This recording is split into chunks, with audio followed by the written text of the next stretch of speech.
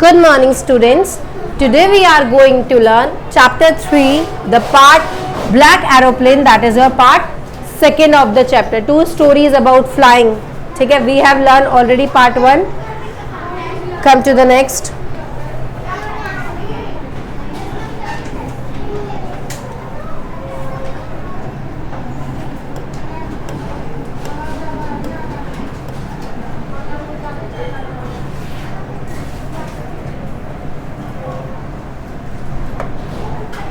The moon was coming up in the east behind me. Here, who is using behind me? Me is for just writer, we can say. और मैं आपको पहले ही hint दे दूं, this he is talking about pilot. Okay, black aeroplane. As we know about the title, black aeroplane means the whole story is based on aeroplane. The black aeroplane, the aeroplane name is here Dakota, old Dakota. ठीक है, तो the moon was coming up in the east. moon जो east से दिखना start हुआ था, coming up मतलब moon तो वहीं रहता है स्काई में, लेकिन वो दिखाई देना स्टार्ट हुआ था in the time of evening और night. Behind me means writer or pilot, and stars were shining in the clear sky above me. मेरे ऊपर वो स्टार्स जो है शाइन कर रहे थे, क्योंकि पायलट की बात हो रही है, एरोप्लेन की बात हो रही है. It means talking about only the sky. There wasn't a cloud in the sky. कोई भी इतना सा भी बादल नहीं था स्काई में, मतलब कोई प्रॉब्लम ऐसी नहीं थी कि रिलेटेड हो क्लाइमेट से कि यहाँ पे मौसम जो है खराब होने वाला है. I was happy to be along high up above the sleeping countryside. Obviously country cross करके जाता है प्लेन, ज़्यादातर इसीलिए काम में आता है, तो मैं बहुत खुश हूँ. Here I is use for the same pilot. तो I was happy to be alone high up above the sleeping countryside, कि मैं बहुत खुश हूँ कि मैं ऊपर इतनी ऊंचाइयों पे उड़ रहा हूँ. अब ये पायलट की तो ये खुशी नहीं हो सकती ना, उसमें कुछ और स्टोरी में आएगा कुछ ट्विस्ट. क्यों इतना खुश है वो, आज ही क्यों खुश है इतना. तो I was flying my old Dakota, as I told you the plane name is old Dakota. तो I was flying my old Dakota aeroplane over France back to England. वो फ्रांस से कहाँ जा रहा है, इंग्लैंड वापस जा रहा है. ठीक है, I was dreaming of my holiday. और अब आती है बात कि वो क्या कर रहा है, अपनी हॉलीडेज का सपना देख रहा है, ड्रीम कर रहा है. यू नो पायलट जॉब्स होती है, ये जो डॉक्टर्स की, पायलट की, स्पेशली आपके पुलिस वालों की होती है जॉब, थोड़ी सी 24 आवर्स वाली होती है. वो दे कांट से कि नहीं मेरी टाइम पूरा हो गया. अभी हम टीचर तो कह देते हैं after 3 o'clock my work is done, so just talk to me in the next class और talk to me in the next day. ठीक है, कि आप नेक्स्ट डे बात करना या नेक्स्ट क्लास में बात करेंगे. We will continue it in our next class. I told you sometimes I say. तो उसमें ये था, पायलट जो है बहुत खुश हो रहा था अपने हॉलीडे को लेके. अब ऐसा क्यों लग रहा है कि हॉलीडे को लेके क्यों खुश होता है, हमें तो हर वीक संडे मिलता है, बट इनको क्या होता है, हॉलीडे नहीं मिलती. इनको क्या होता है, 24 आवर्स इनका वर्क रहता है. अभी पायलट अगर ये नहीं कर रहे हैं, अभी ड्राइव नहीं कर रहे, तो इनको एक्स्ट्रा में रखा जाता है. बट फोकस तो इनका सिर्फ ये होता है कि प्लेन उड़ रहा है, तो हमें फोकस करना है हमारे उस पर. तो इनकी चीज़ यही होती है. और इनकी 24 आवर्स होती है. इनके टाइम ड्यूरेशन होता है कि इनको जॉब करनी है 3 months 6 months. उस बीच में ये अपने घर उधर नहीं जा सकते हैं, कोई रिलेटिव में कोई फंक्शन है, कोई पार्टी है, नहीं जा सकते ये लोग. तो आफ्टर 6 months और after 3 months at the time duration of their job they will go at their home. तो 6 महीने बाद, 3 महीने बाद जब खुशी होती है अपनी फैमिली मेम्बर को देखने की, मिलने की, वो अलग ही होती है. एक सपने जैसा होता है कि अपन कब छूटे थे आज मिल रहे हैं. ठीक है, बिना लड़ाई झगड़े के हमें इतने टाइम बाद मिलने का मिलता है. तो इसमें इन्होंने बोला कि क्या है, मैं बहुत ज़्यादा अच्छे से, बहुत ज़्यादा सपने में खोया हुआ हूँ because of my holiday and looking forward to being with my family. क्योंकि मैं जब वहाँ जाऊँगा तो मैं अपनी फैमिली के बारे में सोच के आज ही बहुत खुश हो रहा हूँ. इसीलिए वो ऊपर आया था कि मैं ऊपर जा रहा हूँ, तो मेरे को बहुत, आई वॉज हैप्पी. ठीक है, I looked at my watch. बार बार नज़र घड़ी पे ही है कि मेरा टाइम कब ओवर होने वाला है, कब मैं वहाँ पहुँचने वाला हूँ, कब मैं वहाँ फैमिली रिलेटिव से मिलने वाला हूँ. तो 1:30 इन द मॉर्निंग. मॉर्निंग का क्या टाइम हो रहा था, 1:30. I should call Paris control soon. क्योंकि वो लैंड कहाँ करेगा, कई बार होता है ट्रैफिक की वजह से, लाइटनिंग की वजह से वो नहीं पहचान पाते where is my place to land. तो लाइट वहाँ पहुँचाते कंट्रोलर्स की, वहाँ पर बता सके कि यहाँ से आप आके यहाँ पे लैंड कर सकते हो। तो वो अपनी स्पीड के अकॉर्डिंग स्लो करके या अपने अकॉर्डिंग पायलट देख लेता है कि मुझे इसी पोजीशन पे जाके रुकना है, यहाँ पे लैंड करवाना है, तो ये उनको बता रहा है। तो वो सर्च कर रहा था किसको, पेरिस कंट्रोल रूम को, कि जल्द से जल्द मैं पेरिस कंट्रोल रूम तक, मतलब पेरिस कंट्रोलर तक पहुंच जाऊं ताकि मैं उसकी लाइट देख पाऊं और फिर मैं इसको फटाफट से लैंडिंग करा दूं, बात खत्म करूं। I thought as I look down past the nose of the aeroplane I saw the lights of a big city in front of me. मैंने सोचा ऐसा, जैसे ही मैंने नीचे देखा और अपने प्लेन की nose, you know plane have eyes, ears, nose, we don't know about that. ठीक है, इसमें नोज की क्या बोल रहा है, जो उसका आगे का टॉप वाला है ना, आगे का जो फ्रंट साइड है उसके बारे में कह रहा है, जहाँ पे लाइट्स होती हैं स्पेशली, कि वो उसने नीचे झुकाई, उसे लाइट्स देखी बिग सिटी में। यहाँ पे हाँ मेरे सामने जो सिटी आ रही है इन फ्रंट ऑफ माई आईज, वहाँ पे उसने बिग सिटी में आईज देखी, लाइट्स देखी। I switch on the radio and set Paris called Dakota. मैंने उसको रेडियो को सिग्नल पकड़ने लग गया, नीचे की तरफ लिया उसको, तो रेडियो सिग्नल आ गया, मतलब कंट्रोल रूम से मुझे सिग्नल्स मिलने लग जाएंगे, सिंबल्स देंगे वो मुझे, कुछ इंडिकेशंस देंगे। And sad Paris control Dakota, मतलब पेरिस, वो कहते हैं ना हेलो हेलो माइक टेस्टिंग, या hello Paris, Paris England controller room. तो इस तरीके से जो उनका कहते हैं, जो उनका टाइटल होता है, जो उनका वे होता है बोलने का, वैसा उसने बोला। डेकोटा DS088 हियर, उसने पूरा अपने उसका नाम बोला। अपने भी गाड़ी के नंबर होते हैं, व्हीकल नंबर होते हैं ना अपने, तो उसमें पूरा है डेकोटा DS088 हियर। वो बता रहा है control room radio, are you listening me, Dakota 088 are here, ठीक है, is here, can you hear me, I am on my way to England. अब वो उसको बोल रहा है कि आप मेरी बात सुन सकते हो, मैं यहाँ पर हूँ, अब मैं इंग्लैंड के रास्ते में आ गया हूँ। Over the voice from the radio answered me immediately, और जो वॉइस थी रेडियो से वो मेरे को इमीजिएटली क्या हो गई, आंसर हो गई, जवाब आ गया वहाँ से। तो DS088 I can hear you, उसको जवाब मिल गया कि हाँ we can hear you. You ought to turn 12 degrees west now, अब उसको इंडिकेशंस दे रहे हैं कि 12 डिग्रीज वेस्ट, अभी से जहाँ तुम हो वहाँ से 12 डिग्री वेस्ट में टर्न कर लो। DS088 ओवर, मतलब क्योंकि माइक सबके ऑन रहता है तो वो इसी वे में, इसी कोड वर्ड में बात करते हैं जो आपका व्हीकल नंबर है, जो आपका प्लेन नंबर है, प्लेन के नेम से। I check the map and compass, switch over to my second and last fuel tank. अब उसने क्या करा, मैप उसने देखा, भाई ठीक है 12 डिग्री, कहाँ जाऊँगा वेस्ट में, कहाँ पे पहुँचूंगा, किस साइड से लेना है, कंपास को ऑन करा, स्विच कर दिया over my second and last fuel tank. अब उसके पास क्या बचा था, सिर्फ और सिर्फ फ्यूल टैंक जो था ना लास्ट वाला बचा था। वो स्टोरिंग होता है उसमें, तो खूब सारे स्टोरेज होते हैं, तो उसमें जो लास्ट वाला था ना फ्यूल टैंक, बस वही बचा था। इट मीन्स ज़्यादा फ्यूल उसके पास अब नहीं था। And turn the Dakota 12 degree west towards England. अब वो इंग्लैंड के साइड में 12 डिग्री वेस्ट उसने टर्न कर लिया उसको। I will be in time for breakfast. अब उसके दिमाग में कहाँ आ रहा है ब्रेकफास्ट किसका, फैमिली के साथ में, कि हाँ मैं टाइम पर होऊंगा और ब्रेकफास्ट उनके साथ कर पाऊंगा, कर लूँगा।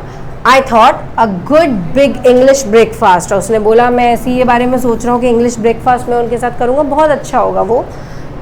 एवरीथिंग वॉज गोइंग वेल, सब कुछ बहुत स्मूथली अच्छे से चल रहा था। It was an easy flight, मतलब कुछ भी गड़बड़ नहीं थी, कोई क्रैशिंग वाला कुछ भी नहीं था, क्योंकि वो होता है ना हम अच्छा सोचते तो गलत होने की संभावना होती है, पॉसिबिलिटीज़ आर ऑलवेज देयर, ठीक है। तो ये चीज़ हमारे साथ होती है, तो उनके साथ में यही था, उसको लगा सब कुछ स्मूथली जा रहा है, कोई प्रॉब्लम नहीं है, तो अब मैं अच्छे से फ्लाइट भी ओवर होने वाली है और मैं अपने फैमिली के साथ इंग्लिश ब्रेकफास्ट करने वाला हूँ।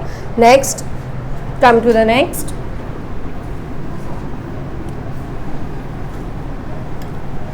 Paris was about 150 kilometres behind me. कितना दूर था, बस 150 किलोमीटर्स। अभी हम टू व्हीलर से जाएंगे तो बहुत टिपिकल टास्क है हमारे लिए, लेकिन प्लेन था इसलिए 150 किलोमीटर्स भी वो ऐसे कह रहा है कि नॉर्मली मैं बस 15 मिनट में, 1.5 मिनट में पहुंच जाऊंगा लगभग।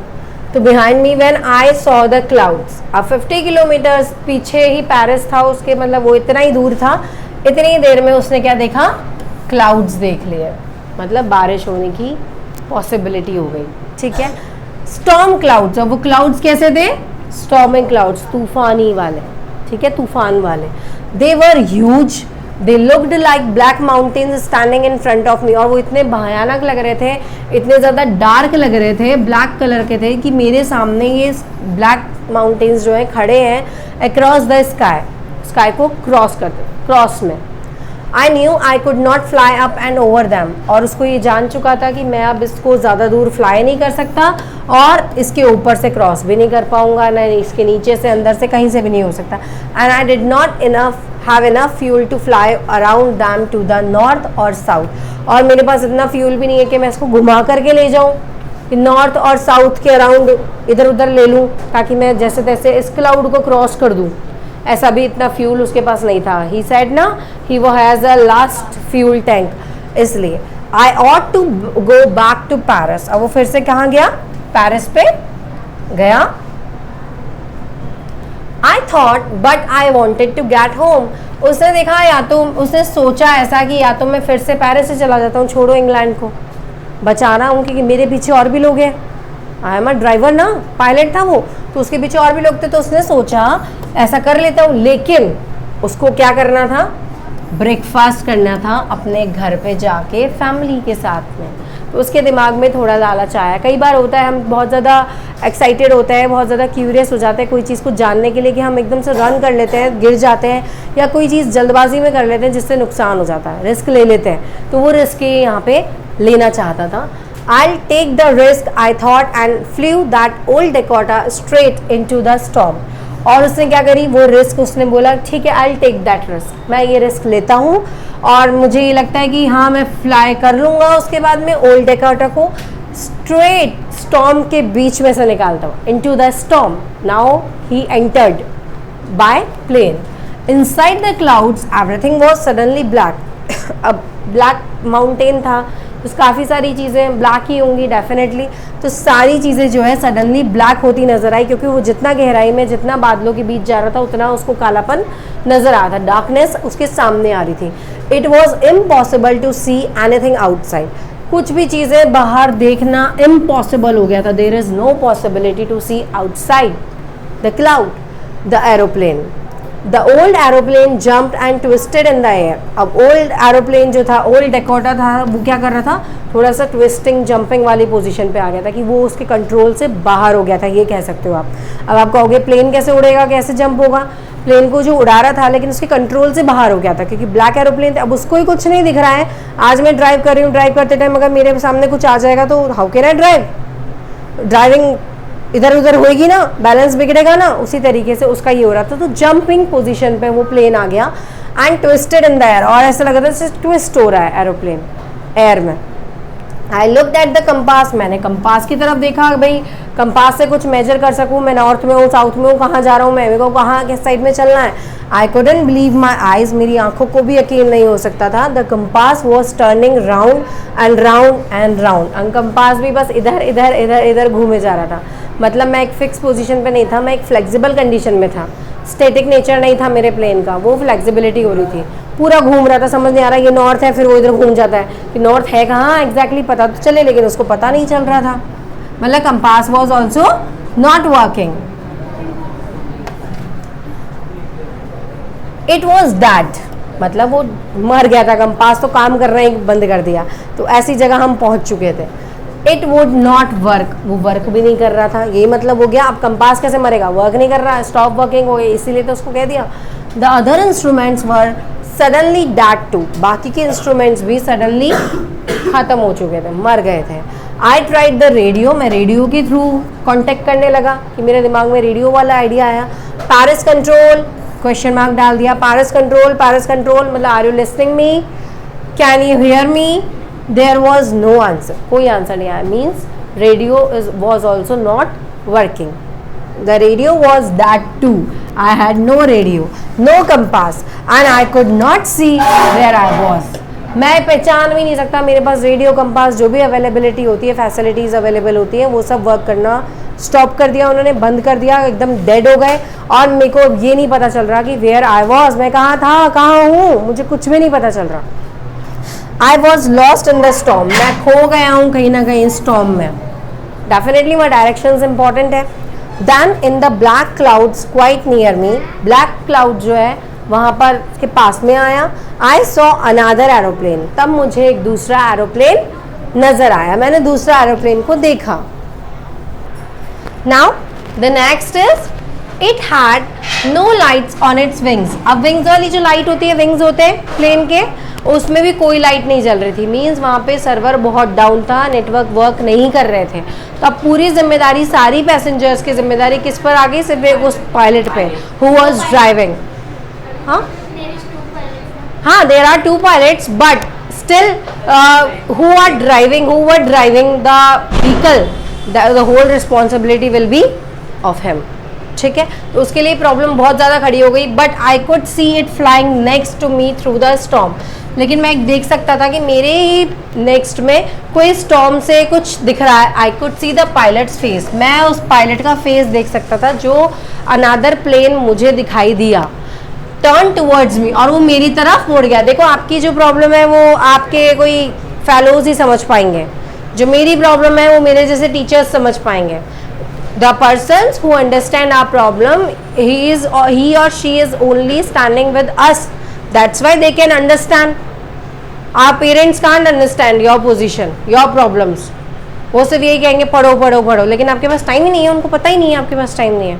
You don't have much time to study, to learning, to read, है ना? हम बहुत बिजी हैं, लेकिन पेरेंट्स नहीं समझ पाएंगे। आप नहीं समझोगे मम्मी, आप नहीं समझोगे पापा। We like that, we behave like that actually, है ना? वो क्यों? क्योंकि हमारी सिचुएशन से हमारा फेलो, हमारा क्लासमेट, हमारा फ्रेंड, हमारा कज़न ही समझ सकता है।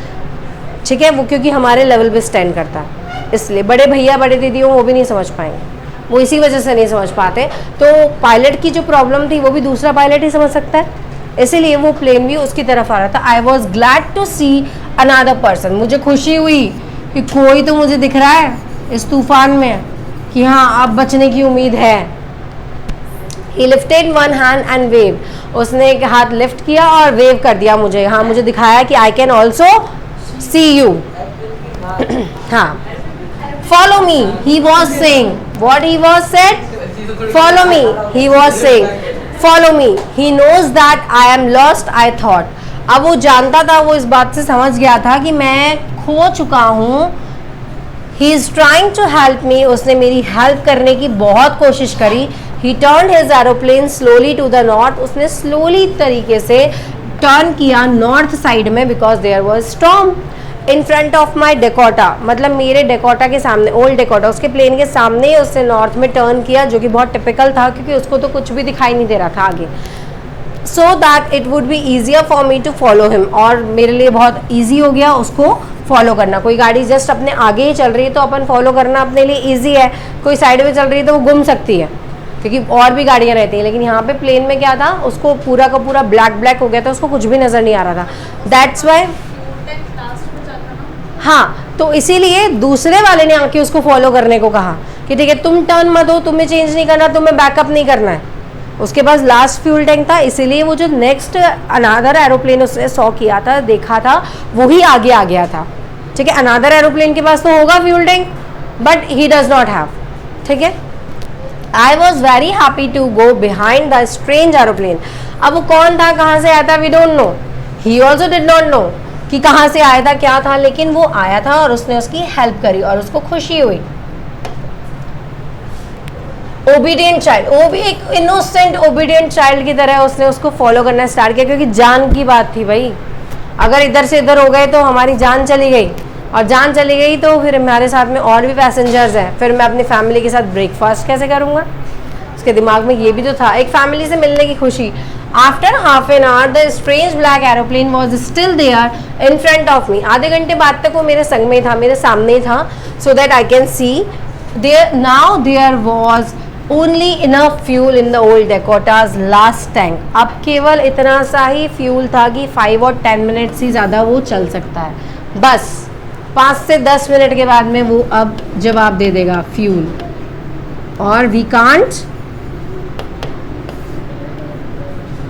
सेट मोर देन 5 और 10 minutes because there is no fuel left, only 5 और 10 मिनट्स का ही लेफ्ट था। I was starting to feel frightened again, मुझे फिर से डर लगना शुरू हुआ, क्योंकि इसमें तो कोई भी हेल्प नहीं कर सकता। अब वो उड़ रहे, उड़ते उड़ते थोड़ी ना वो फ्यूल टैंक उसमें डाल देंगे या फ्यूल टैंक खोल देंगे, ऐसा पॉसिबल नहीं है।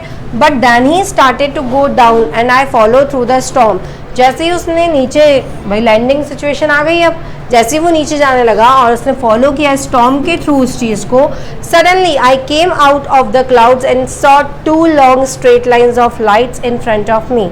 और जैसे ही मैं उस क्लाउड से बाहर आया, जो डार्क क्लाउड्स थे, ब्लैक माउंटेन वाले क्लाउड्स थे, उनसे जैसे ही बाहर आया तो मैंने क्या देखा, 2 लॉन्ग स्ट्रेट लाइंस देखी लाइट्स की मेरे ही सामने। It was a runway. उसने, मैंने कहा था वो लाइट से आपको बता देता है, पायलट को पता चल जाता है कि यहाँ पर आपको रनवे, यहाँ पर आपको लैंडिंग करनी है। तो ये रनवे था, एक एयरपोर्ट था और आई वॉज सेफ नाउ, क्योंकि जब लैंडिंग करते हैं तो नीचे ले आते हैं तो काफ़ी हद तक उसकी ऊंचाई भी कम हो चुकी थी। Come to the next.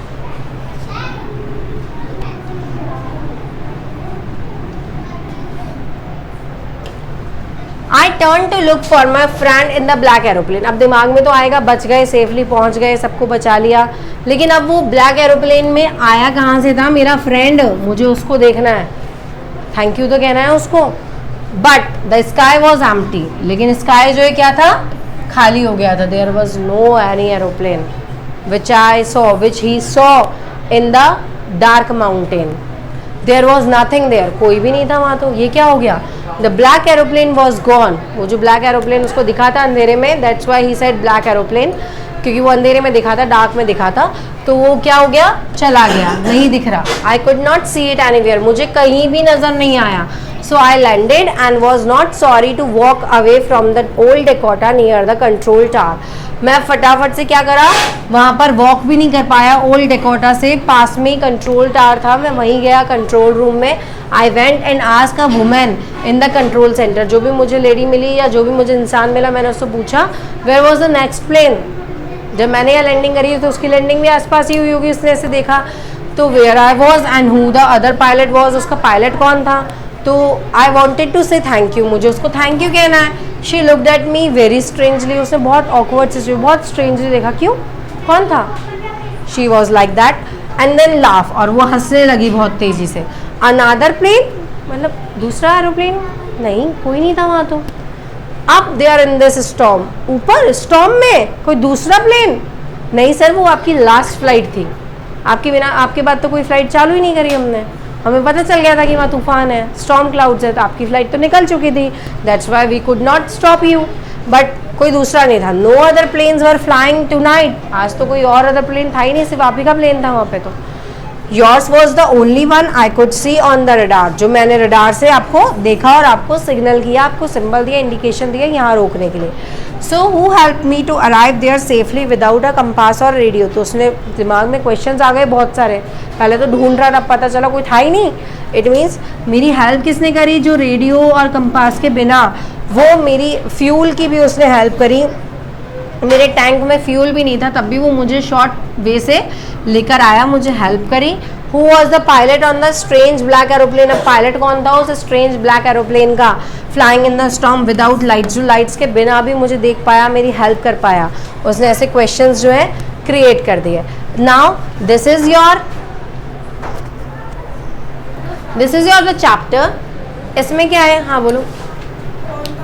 बस उसके दिमाग में यही चलता रह गया, उसने तो साफ मना कर दिया कंट्रोल रूम वाले ने। हाँ इंग्लैंड गया, इंग्लैंड पहुंच गया। तभी तो पहुंचने के बाद उसने बोली क्या, हाँ एक होता है ना, हमें इंटेंशंस आती हैं बहुत ज़्यादा कि ऐसा हो जाएगा, बस उसको नहीं मिला, उसको कुछ नहीं पता चला। मुझे कहा गया कि रियल है, मैंने पढ़ा था ना उसमें, तो मुझे यही पता चला कि रियल है। पहले तो जब ऑनलाइन पढ़ाते थे तो बहुत ज़्यादा एक्स्ट्रा इन्फॉर्मेशन देनी पड़ती थी, बच्चा घर जाके कैसे गेन करेगा।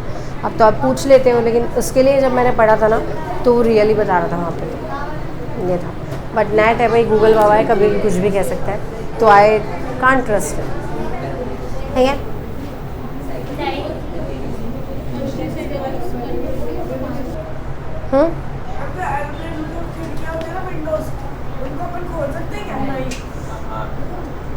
रेस्ट्रिक्टेड होती है वो, क्योंकि वो फिर सुनो, वो उसमें हवा भर जाती है ना, इसका लॉजिक है, साइंटिफिक रीज़न है ना, हवा भर जाएगी, हवा भरने के हमारी बॉडी फूल जाती है, तो प्लेन है वो, तो वो भारी नहीं हो जाएगा। अकॉर्डिंग टू मी, मेरे को तो ये साइंटिफिक रीज़न लगता है। क्योंकि हमारी बॉडी जब डेड बॉडी होती है, डेड बॉडी में देखा कॉटन्स लगा देते हैं, वो इसीलिए लगाते हैं ना, वो फूल जाएगी, भारी हो जाएगी, 4 कंधे पे नहीं ले जा सकते उसको, इट्स अ फैक्ट। तो उसी तरीके से प्लेन में भी मेरे को यही लगता है। बाकी मैंने ऐसे कोई सर्चिंग करी नहीं है, लेकिन हाँ बेटा विंडो खोलोगे, विंडो को अभी यहाँ पे खोल दिया, हवा आई ना, तो हवा भरी रही है ना, नहीं हाँ सांस नहीं ले रही, वो न्यूट्रल हो गई ना, सांस आ रही है ना जा रही है। लेकिन अगर आप उसमें पंप करोगे, बाहर हवा चलेगी तो पंप होएगा ना उसमें, और बाहर भी नहीं निकलेगी, सिर्फ भरती भरती भरती जाएगी वो। तभी तो जब कोई इंसान होता है ना शाम को इवनिंग के टाइम पे, हमारे यहाँ पे होता है 6 बजे बाद उसका फ्यूनरल नहीं करते, अंतिम संस्कार जो कहते हैं ना वो नहीं करते 5:30-6 बजे बाद, तो उसकी डेड बॉडी लेकर बैठी रहते हैं, सोचो 15-15 घंटे, तो उसके फटाफट से जाके पहले कॉटन वगैरह लगा देते हैं, क्योंकि वो सुबह तक भारी हो जाएगी, उठ नहीं पाएगी। और ऐसा होता है 4 घंटे तक आपके घर में क्या चल रहा है दे कैन सी। हाँ बोले आंखें जो है ना, आंखें 4 घंटे तक चलती है, बोले इसीलिए तो कहते हैं मरने वाला इंसान आपको देख सकता है 4 घंटे तक, आप उसके पीछे हंस रहे हो कि रो रहे हो। तभी तो डोनेशन के लिए तो है, तभी मैंने पढ़ा था ये 4 घंटे। जैसे अगर मैं मर रही हूँ, मैंने अब मैं ये तो नहीं कह सकती ना आप लोग मर रहे हो वो ज़्यादा टिपिकल हो गया। हाँ कोई भी इंसान है, ठीक है, डेड बॉडी है, तो उसको ना 4 आवर्स तक उसकी आइज वर्क करती है। हाँ वो होता है, कुछ घंटे होते हैं, आधा घंटा 1 घंटा तक हर्ट जो है, हाँ जैसे कुछ होता है। क्योंकि मैंने डोनेशन के टाइम पे देखा था, मतलब मैं स्टडी कर रही थी उस पर, सर्च कर रही थी, तो मैंने उसमें पढ़ा था 4 घंटे तक आंखें वर्क करती है। फिर एक कल स्लोगन था डेड बॉडी पे, ऐसे हिंदी में कोटेशन स्लोगन आते थे, तो बोले हम ऑलरेडी देखते हैं मरने के बाद भी 4 घंटे के हमारे फैमिली मेम्बर खुश हैं कि दुखी है। नहीं कोई खुश भी होता है। हाँ वर्क करती है, मैंने कहा वर्क करती है, मैंने नहीं कहा देखती है, मैंने कहा वर्क करती है।